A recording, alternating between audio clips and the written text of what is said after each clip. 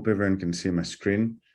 So welcome to this free webinar, Product Management Strategy by the Tesseract Academy and Greg Prickril. The Tesseract Academy's mission is to help decision makers understand and implement data science and AI. If you haven't visited our website, I'm just trying to share our link. If you haven't visited our website already, please do so at this address. We work with companies of all sizes, from small startups all the way to big corporations, but we primarily work with decision makers like CEOs, managers, founders, etc. And we operate through a large network of partners, which covers many different topics: product management, AI ethics, data strategy, blockchain, etc. And we provide both education and consulting services. A few words about who I am. My name is Stelios. I'm the CEO of the Tesseract Academy. I'm identified with the label of a data scientist, but I'm also a blockchain expert. I'm a member of UCL's Blockchain Center, Judge Business School, Cambridge University, but also London Business School. And I'm a published author. I published 2 books. And actually, after this presentation, there is another event about my second book, which was published about 1 month ago, actually, 3 to 4 weeks ago. If you want to get a copy of those books, feel free to reach out to me on that email. And here are some of the testimonials of past clients, clients of the Tesseract Academy. These are solid entrepreneurs we've worked with. And here are some of the bigger companies that we've worked with. As you see, there are some institutions like LBS, all the way to the US Navy and Vodafone. And we are about to launch also a new program on data literacy for managers. We believe that in the near future, everyone will need to be data literate. They will need to be able to work with data scientists and data, not to the extent that they need to be data scientists themselves, but they will need to know how to work with this type of technology. Okay, and we're about to launch a new program. If you want to know more about this, you want to get involved, reach out to me, because we're going to offer a very big discount for a pilot cohort to start in early new year. And today, we're very lucky to have Greg with us, who's a very, very experienced professional and product manager, who's going to talk about product strategy. So that was it from me. This will be a presentation by Greg, so I'll let him speak and share his screen. And then after the end of the presentation, there will be an open Q&A session. So thank you. Hi, everybody. Great to be here today. I have had a very interesting day. I had a laptop go south on me, so I'm working from a backup. So there may be some rough edges on the slides, but we'll get through it. So these are our objectives for today. People throw the term strategy around. I really want to define it. I'll define it as part of a broader model, which makes it, I think, much more valuable. We will talk about some strategy types at a high level, and I hope we have some fun. So I've been in product over 20 years now. Everybody talks about strategy. What is our strategy? We need to have a strategy, marketing strategy, sales strategy. But very few people can tell me what a strategy is. As part of my consulting practice, I do what are called assessments of organizations. So I go in and I talk to everybody: product management, engineering, leadership, customer success, everybody. And one of the first questions I ask them is, what is your strategy? I almost never get a coherent answer. Most often when you ask somebody what their strategy is, they will start telling you what they are doing, not what they aspire to, not what they do that generates value or helps them be successful. They really are just mired down in kind of operational thinking and never take a step back to think about strategy. And we're going to start with strategy, and there are a couple important implications to this definition. But for the purposes of this webinar, the way I manage products, a strategy is a course of action that takes us toward success. And, you know, here I refer to an entity toward success. It can be defined at the company level, the department level, at a product level. I do professional coaching, and I use strategy at a personal level. So what is your career strategy? So you can apply this at multiple levels of abstraction, but strategy is about doing. It's the doing part, not thinking about what we want to do. It's really, what are we doing that will help us achieve success? And to have a strategy that is meaningful, I have to define that success. It is a prerequisite. A strategy outside the context of a definition of success is basically codifying kind of a wish list. So we will dig into these things a little bit. We will come back to this, but keep it in mind. A strategy is a course of action, and it's a course of action that takes us towards success. So years ago, I discovered one of the most underutilized resources, I think, in the business world.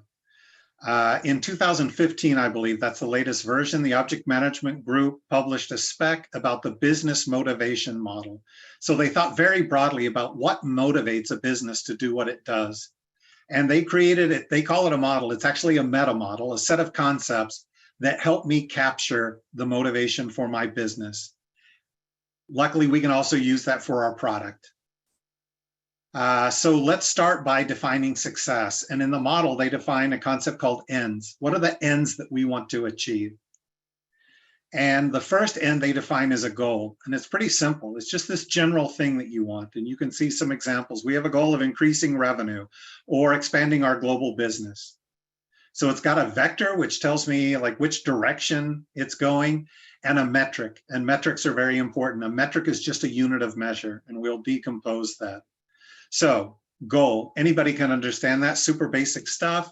Question is, if your, let's say your CEO and your COO or your chief product officer came to you and said, hey, next year my goal is to increase revenue. Is that enough? Are you done? No. There are a couple of questions that you would ask almost immediately, naturally, and those get addressed in this next concept, which is an objective. And objectives are time-bound and measurable. So it's not just some lofty thing I would like to achieve, and you can see an example here. We would like to decrease churn by 8% by July 2023. We want to increase margin across the portfolio to 60% by some date. So basically a goal on steroids. We've added a target, which tells me what I'm trying to achieve, and a time limit. It is at least implicitly time-bound. And these two concepts have a relationship. I can create a really valuable hierarchy where I can share something that's very approachable. Let's increase the usage of our road mapping feature. This would be product related. Okay, that sounds good. How are you going to measure it? Well, we want 30% more roadmaps to be created by the end of this year. And we want to increase the number of users that are creating roadmaps. So I start with a goal. I can align on those goals at a high level, but I need to make them measurable. And this isn't necessarily a quarterly measure, an annual measure. It's what you choose for it to be. And I can actually create kind of a chain of objectives that say, I would like to decrease churn 1% by the end of this month, 2% by the end of the year, and 5% by summer next year. Same metric, I just really changed the kind of timing. Super simple, super easy, very powerful. So I've worked with global companies more than I can count. The number of times I have found their kind of motivation, their goals and objectives defined at this level of detail is close to zero. So when I start working with leaders, most of the time I say, can you show me your strategy? And they dig around on their hard drive and they come up with this stale set of slides from some offsite they did. And it talks about how much money they want to make in very general terms. To me, that is not enough to motivate people, to drive decisions, to change behaviors. So what we see here, very simple hierarchy of general things and then time-bound and measurable things so that I know that I'm achieving my goal. And that's the implication here. If I'm achieving my metrics, I'm achieving my goal. Or pardon me, if I'm achieving my objectives, I'm achieving my goal. And we can look at it visually. You know, what we're talking about now is if we want a meaningful strategy, we have to define success. I define goals and I decompose those into objectives. This is a very simple model. I could very well have a lot of other metrics, a lot of other goals. What you find is once you start using this approach, it grows fairly quickly. But I can tell you from experience, it is extremely valuable. And, we're gonna take a few steps before we get to defining a strategy. So we talked about how we can define ends, goals, and objectives. What I should do before I then create a strategy is go out and validate that we're all aligned on these goals, right? This is lean, this is agile. Don't do the whole thing, assume that you have a great strategy if key stakeholders aren't bought off on the same definition of success. And for somebody who manages a product, like a product manager, a product leader, that means getting the PM team aligned, getting leadership on board, engineering, sales, marketing. Ideally, I get everybody in a room, I show them my definition of success, and I say, can we get behind this? Do we have, this is a better question, do we all have high confidence that we can achieve this? It should stretch us a little, but do we feel this is possible? Okay, now let's work together on defining the course of action that will take us in that direction. So define the ends, validate them, get folks online, in line. By the way, there's one more end that I didn't talk about, that is vision. That is this overarching goal. That's the way you can think of it. It can be aspirational, it can be unachievable, that's fine. Here are some great vision statements. The best ones come from nonprofits. I love these. And you can see I did a word count after each of them. But with just a few words, you can tell people what you're about, you can inspire them, you can inspire your team. But, where's the attack surface in a just world without poverty? That's a beautiful vision. May not be achievable practically, we don't know. It's a nice thought. But here are some great examples, and the idea is your product should have a vision statement. Your organization, your company should have a vision statement, and they should be aligned. And while I'm going to describe all these concepts to you around motivation today, I have seen teams turned around when the product manager stands up and just expresses a good vision. This can be a very important and big first step in getting the team pulling towards the same definition of success and pulling in an organized way that we've defined. I told you that goals and objectives have a metric, just a unit of measure. With an objective, you can associate it with a target. Sometimes we call them indicators, like key performance indicator. Same thing, it's a metric. Which metrics are right for you? It depends. Most of us are in the technology business, so there will be some financial indicators. But which ones we choose depend on a lot of things. If we're an early stage startup, we may not be worried about revenue. What we want is usage. If I'm selling to global B2B companies and it's an on-premise offering, I won't have the same set of metrics as if I'm selling to consumers via SaaS. And again, if we think about product motivation, goals and objectives for my product, those need to be aligned at the higher level with the organization. And we can look at a lot of things, some things that you may not have thought of as metrics, like percentage of new business, right? How much new business do we want to generate next year? Maybe we really need to grow. So the metrics you choose depend on your context. There's a subset of very commonly used metrics for any business: revenue, margin, that kind of thing. A set of metrics that are very well known for SaaS companies. One of the things that we should do as we define success is look for balance. And I don't see this often. I see a very heavy, sometimes exclusive weighting for financial metrics. How much money? What are our margins going to be? How much of that is new business? But there are actually a bunch of different categories, a bunch of different dimensions you can think of for balancing. So I can think about What is the category of the metric? Is it financial? Is it about retention? Is it about usage? I should think about the timing. I mentioned that before. We should have a nice balance of long, medium, and short-term objectives. And this is something a lot of organizations are adopting OKRs. That maps perfectly to this model, 100% compatible. The names aren't the same. But what I see a lot of organizations do, for example, is adopting a very kind of quarterly focus. That's not balanced. I also need to understand medium and long-term, what I'm trying to achieve. I can think about lagging versus leading indicators. So a lagging indicator is looking at things that have already happened. A leading indicator gives me a signal that I'm moving in the right direction. And a great example of a leading indicator is pipeline health. So I've got a sales pipeline. There are a bunch of people in there. How many of them are qualified? Where are they in the funnel? How likely am I to close? That is a great leading indicator. It doesn't necessarily mean I will get the revenue that I expect, but it gives me an indication that I'm moving in the right direction. So the problem with lagging indicators is I have to wait to the end of the year to figure out what my annual revenue is. I can do some interim kind of lagging indicators, but I could also look at some leading indicators.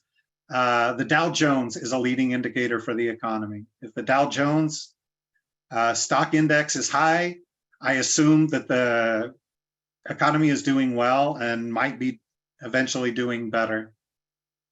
There's another way to balance them, and there is a ton of literature about this, a ton of discussion in product circles today about outcomes versus outputs. And an output is something that I can measure. What people will tell you today is you shouldn't worry about outputs, you should think about outcomes. Outcomes are impact on my business. What I will tell you is that they're all valid, but thinking about an output isn't very valuable if I haven't also associated with an outcome. And an example is translations. So if I want to translate my app, I have a consumer app, I want to translate it to 5 languages. Noble goal, I can measure that. And short term, I can see, yes, I've done the 5 translations. But if that doesn't have an outcome that I want, which is increased non-English usage or higher revenue outside English-speaking countries, I wasted my time doing the translation. So that is a corresponding outcome. And the last result type is impact. And that is, are you having a positive effect on your customers? So what you see is that you need a chain of these things. I can measure output short term. I also want a corresponding outcome so I can make sure I'm getting the business benefit that I expected. But eventually I want to make sure that I am having the expected business impact on my customers. And that's a tricky one because you have to go to them to get the data for the most part. You can infer some of it, but it's not as easy to measure as the others. I don't own the data, I have to go get it, but it's critical. And there's another way of looking at this, which is a balanced scorecard. I won't go into that in this presentation. It approaches or is trying to solve a very similar problem space, having this balance. It is worth looking at. It's another example. And where these dovetail is that for the metrics that you define for the different areas on the scorecard, you can use these other dimensions of balance to make sure that you've got multiple categories, you've got the right timing, lagging versus leading. So we need to define success to have a meaningful strategy. When we define success, we can do that with goals and objectives, and we want to make sure that those are balanced, that we're not too narrowly focused. Here are some very common SaaS metrics. You may have heard of pirate metrics. That's another set that's gotten a lot of traction in SaaS circles. But these are the kinds of things that you're looking at, whereas if you have an on-prem or some other type of offering, they might not be as relevant or as measurable. If you want to define goals and objectives for your company, for your product, for yourself, and you're not sure where to start, just kind of think like, you know, at the end of the year, how will I know I'm successful? If I generate $1, is that enough? No, probably not. If I generate 10 million, that would be great, but that's not realistic. So you start having conversations and think about, what is important to us? What will we look at and say, yes, if this happens, we will be successful. And you have to be provocative. Make sure that you look for this balance of leading and lagging indicators. And what I recommend people do is start with 3 goals. Don't overshoot the whole. You will have plenty of time for this thing to grow, but start with your top 3 goals, decompose those into at least 2 objectives each, measurable things, and then take a look at that. You will learn something. You will have insight. And the more you do this, the better you get at it. The first time it's tough. The second time, a lot easier. And by the 3rd or 4th time, you will really be good at thinking about a product or an organization and coming up with a draft motivation model.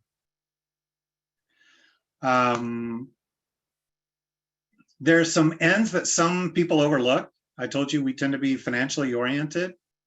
A lot of organizations these days are thinking about what is our social impact? What are we doing to be thought leaders? You can measure that with like patents and white papers. To what extent are we disrupting the market? Are we changing things? Are we getting press? Are we being recognized for disruption? I've got a great story about competitor disruption. I won't go into it now, but you can measure in some ways, are my competitors having to change their messaging? Are they having to change their price? So this is a little more specific. We can set goals and objectives around innovation at the organization level, employee engagement. I've worked with companies that are basically, an expression of national goals, things that the government wants to achieve. So we can think very broadly about this over time. To start with, pick 3 goals, 2 objectives each. So we talked about defining success and how critical that is, that it needs to be measurable, it needs to be balanced, and that we need to validate our definition of success before we figure out, as a team, how are we going to achieve it? So we come right back to strategy. Strategy is the course of action that will help us achieve our goals and objectives. It will take us towards success. It's what we will do. I think a great way to capture strategy at first, if you're looking for an entry point, is to capture an elevator pitch. Just 3 or 4 sentences. And I've been through this with countless organizations. I teach courses on strategy. I can tell you this is hard. The first time you do it, to really internalize what a strategy means and express it concisely is tough. But this is an example. In the course I teach, we use an example of a company that creates products for product managers, helps them manage their work. And here's the elevator pitch of our strategy. We are going to evolve by focusing on the enterprise segment. We are going to raise prices as we deliver more value. We have defensive pricing now, we're new in the market. To grow further, we will increase the size of our enterprise sales force. And we're going to go to our top 3 markets and we're going to spend more money on promotion there.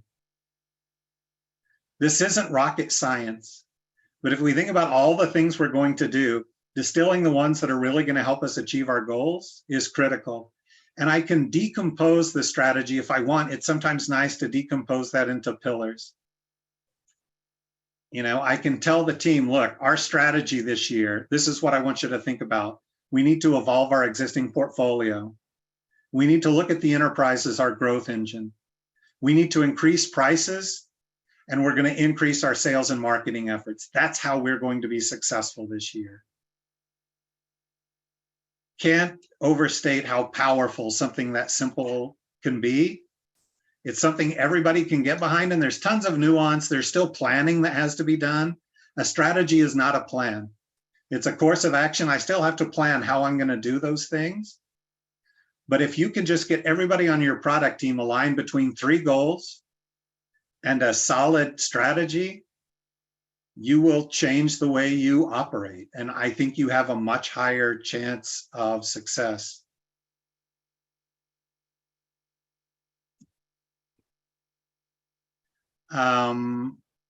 So one more concept. I can decompose a strategy also into tactics, which are just parts of a strategy. It's really kind of a recursive concept. One is more general than the other. Here is our strategy of concepts that we just talked about. How do we achieve success? We do that with defining a strategy and decomposing that into tactics. And I can also express it as pillars. Pillars are like nouns. Tactics tend to be verbs. That's the way to think of it. And here we have the whole enchilada that we've talked about today. We are all trying to achieve success. So how do we do that? First, we define it specifically. I have goals, which are general, objectives, which are time-bound and measurable. Now I'm going to figure out how I achieve those. That is the order of operation. Before I start thinking about my strategy, I need to define success. And then I define a strategy. I can do that. I can start with an elevator pitch that I elaborate, and I can decompose it into tactics. And this is maybe the ugliest slide any of us have ever seen, but it communicates a very important concept or idea, which is, given a definition of success, there may be 50 ways to achieve that. Your strategy is the way you plan to achieve it. And that can change. That's okay, but it should be a decision. It shouldn't be by chance. It shouldn't be that I'm completely reactive and opportunistic.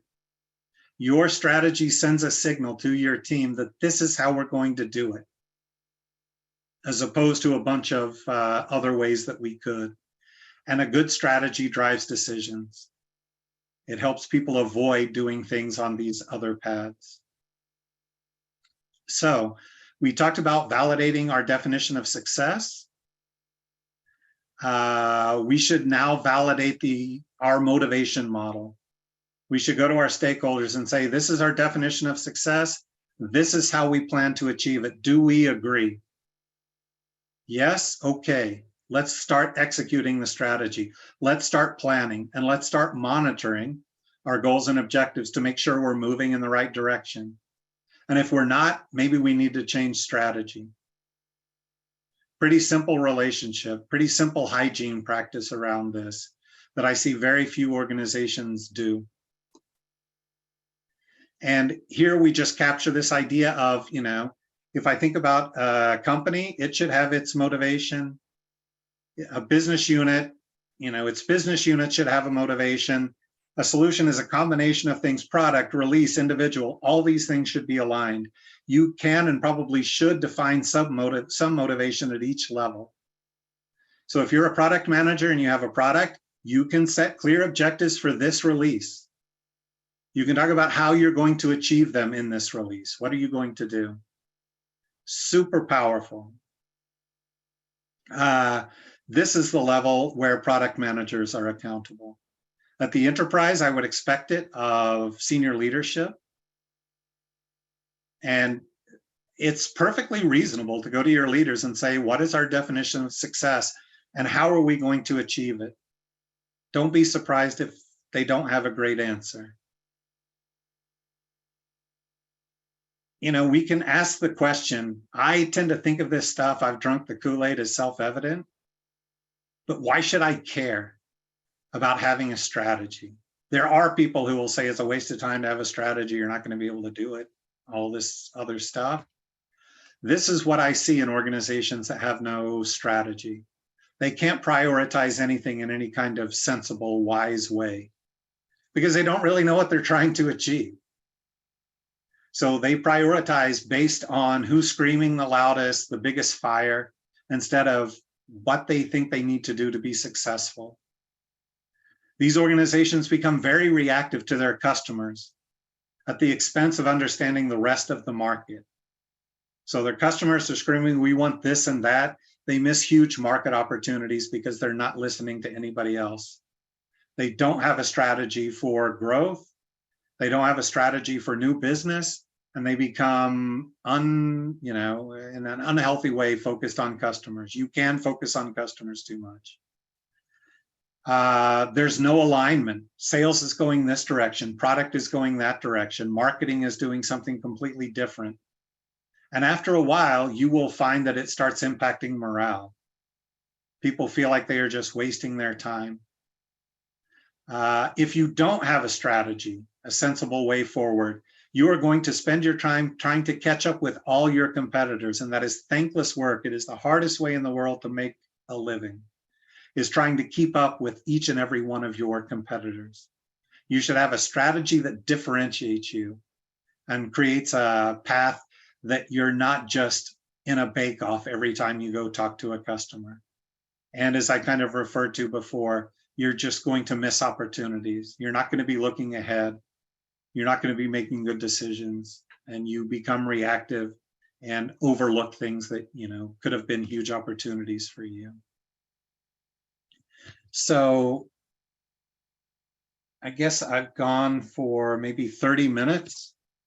Stelios, we can continue talking about types of strategy. Maybe, I think this is a dense topic. I probably talk fast. How do we feel? Should we continue? Should we take questions? Yeah, I think maybe now's the time for a Q&A. If there are any questions, feel free to write in the chat or raise your hand, and then I can unmute you and you can ask. I think we already have one, Mikael, who's one of our participants who wants to ask a question. Is that right? There. Can you hear me okay? Yeah. Yeah, great. Hi, Greg. Yeah, I was wondering, in an earlier version of this framework, I saw you used to also have the notion of a mission. Is that something you've largely gone away from, because you sort of tie vision then directly to goals, objectives, and then strategic pillars? No, somehow that slide, I told you, my laptop went south today, so I had to pull this together. There should have been a slide that talked about one more end. So very nice catch, Mikael. Thank you for that. Okay. There is another end called a mission, which tells people what you do operationally, what your purpose is. That's another way to look at it. And people get confused very often between a vision and a mission. A vision is aspirational. It's what you want to achieve someday. A mission tells people what you do today. So, Tesla, everybody talks about Tesla. I think we're all sick of hearing about Elon Musk. So let me think of another example. But, a car company may in the future just want to be the biggest or the best transportation company in the world, the best at moving people from point A to point B. But their mission today, what they do is they manufacture cars and trucks. So these are different things. And if you do research, if you go out and look at companies and you look at first of all, you will find way more mission statements than vision statements. I think it's harder to come up with a coherent vision, something that's meaningful, but people have a better idea of what they do. But what you will find is not a lot of consistency. So you can, by my definitions or the OMG's definitions, you will find companies that have a mission statement that's really a vision. You'll have a vision statement that's really a mission. But that was a nice catch. There's another end. There's strategy, tactic, and then mission. And mission tells us what our purpose is, what we really do, as opposed to what we want to be. Yeah, thank you. And sorry, while I still have the attention, could I just ask you to please repeat your point on the previous slide about lack of alignment, which different groups of people that you included there, that a lack of strategy can result in? Yeah, so I see this very often. I think the canonical case is, in a mature organization, what you will find is that there's a group of people getting the product on the shelf and another group of people getting it off the shelf. If you look at accountabilities, and product managers are really responsible for getting the right product on the shelf at the right time. That's what they're incented for. And if you look at how they set their career goals and objectives, their performance goals and objectives, that's what you find. There's another group of people, sales and marketing and customer success and support, who are supposed to get the product off the shelf and into productive use by customers. And one of just like the kind of canonical disconnects I find in organization is that the on-the-shelf people are not having strategic discussions with the off-the-shelf people, right? So sales has one view of what we're trying to achieve. Really, salespeople, they don't care about anybody else's goals. Good salespeople are 100% focused on their goals. That's the truth. But you can influence that a little bit. And if I am building a product to meet a certain number of goals and objectives, even if those are tacit, and marketing and sales are trying to accomplish something else, we end up with a situation where we're not delivering what the market wants. Sales doesn't think product is building the right thing. Product doesn't think sales they think sales is lazy or just doesn't know how to present the product or whatever it is. And what you find is that they have no shared goals and objectives. Product management looks at revenue objectives and says, well, that's basically sales. And people push back on that, but I'm sorry, it's the truth. I've worked with a lot of product managers. You would be surprised how seldom, that would be a good poll to do, actually. I didn't think of it. How many product managers are directly compensated on the performance of their product? Very few, tiny percentage. It doesn't matter if you sell 10 times what you expected or 1/10 of what you expected, your salary pretty much stays the same. And if you did what you said you were going to do and got it on the shelf, got the scope on the shelf at the right time, there's a good chance you'll get your bonus. You won't get blamed because it didn't get off the shelf. So that is like, coarse grained. I see on the shelf and off the shelf people not aligned. I see suboptimal performance, and you talk to them and there is just no shared strategy whatsoever. So sales is coming to product management and asking them to do non-strategic stuff to close deals, and product managers have no way to push back because there's revenue on the line. It's very difficult to say we can't do that because it's not strategic when you haven't defined what your strategy is. And that's like a whole nother topic. How does that do at addressing your question? Yeah, no, though that's really good breakdown. Thank you so much, Greg. Thanks. Thanks, appreciate it. I see there's another question from Alice asking, would the startup have different strategy compared to scale-ups? Lack of alignment is usually seen in scale-ups. Interesting. So I'm a contrarian by nature. I see lack of alignment everywhere, in startups as well. The way it works in startups is everybody thinks they're pulling towards the same thing, and then you go to define goals and objectives and strategy, and you find out that they really have different opinions on how that should be done. I think the goals and objectives, your definition of success will change as you grow. And I gave you the common example of a startup who wants adoption over revenue.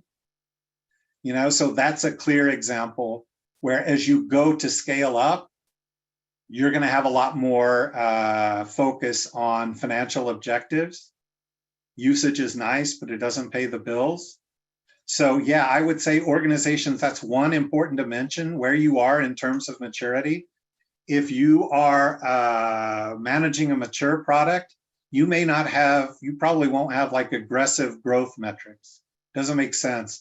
Your job is to spend as little money as possible and keep this cash cow going, hopefully so that you can fund the next big thing, right? So I would say startups are going to have a different definition of success than scale-ups, and startups will resist the idea of defining a strategy. And I would say at the early stages, maybe that makes a little sense, or that makes some sense. You're really experimenting. You're trying to find product market fit. But I would say at any time, I just got off a call with a startup that I'm working with. I had been on a call with them with an accelerator, and I thought it was a disaster. Why? Because they couldn't articulate any kind of strategy. And what they do may change. They haven't even, their product is not in the hands of customers yet. But somebody at the accelerator, a coach, asked a very simple question, and there wasn't a good answer. So I would say, even if you're a startup, even though you know it's going to change, don't do a 2-week offsite to define your strategy, but define what's important short term. What does success look like? And have an opinion about how you're going to achieve it. If for no other reason, then you can express it to people, and you can sound strategic. How to get stakeholders on board with strategy. Are there any techniques, especially when there's a conflict and stakeholders not wanting to be on board? Oh, man, that is a really big one. And that is where the role of leadership, really comes in. So there are a couple of thoughts there. One is, like, as a product manager, as a leader, you should not go off in a corner and formulate this huge strategy and then just roll it out to people. Nobody likes that. You should understand at the beginning who your key stakeholders are, and they should be involved from the beginning. And, sometimes you just have differences of opinion. I had a partner up until May of this year that I was working with. We split very amicably because we didn't have the same vision. We didn't have the same goals. We wanted to achieve different things. And that's a possibility. And at that point, leadership has to step in, and then some decisions have to be made. If you can't get on board with a certain motivation, with a certain strategy, you probably shouldn't be involved in it. By the same token, you don't have to 100% agree in a strategy to help execute it. In a big organization, that's going to be tough. But I think, if you articulate, I think where you will find the most lack of agreement is on the strategy, not so much the definition of success. But I can say if you already have a good definition of success and you get that bought into, showing that there's a clear strategy that will achieve that is harder to push back on. So maybe at kind of a high level, that is something to consider. Is before you try to roll out how we're going to do this, get everybody bought off on what you are trying to achieve. And then you at least have I think, more rational conversations. It's like, this is our definition of success. We could go route A, we could go route B. Let's talk about which makes sense. But there you're already having a much more structured conversation, I think, than if you just try to roll this whole thing out. And that is really a bad idea, to say, hey, sales, this is our strategy. Hey, engineering, this is our strategy. I wouldn't do that. I would say, can we agree on what this is? Okay, now let's talk about how we do it, and stepwise they are involved. When does strategy become obsolete? Yeah, when it's no longer capable of moving you towards your definition of success. Or, when the definition of success radically changes. So it's really a function of your definition of success. If you're tracking your metrics, your goals and objectives, and you're not reaching them, there could be a lot of reasons for that. But one reason may be you don't have a good strategy. And if there's some super disruptive event, you get acquired, there's a new market entrant, there's a new technology that replaces, usurps your technology, your definition of success probably changes. And of course, your strategy has to change with it. So, it's obsolete when it no longer serves its purpose, which is helping you to be successful. What are best practices to define good objectives? For example, I've seen strategies fail because they set the objectives based on dependencies on third parties. What's your advice on that? Yeah, that's the world we live on. Sometimes you have to take big bets on third parties. That is definitely a risk. And I talked earlier about this idea of confidence. I think that's a really important question when you're validating your definition of success or your overall kind of motivation, is to say, do we agree on this? Yes. Okay, everybody, give me your confidence level, 1 to 10. If we execute this strategy, will we be successful? That's really important nuance.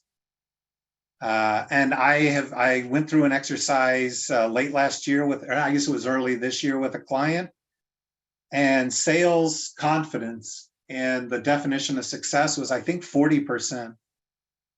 If all we had asked them was, are you okay with this? They were ready to kind of sign off. They didn't have a better idea. When we forced them to give us a confidence level, we realized we had work to do. We had to go back to the beginning.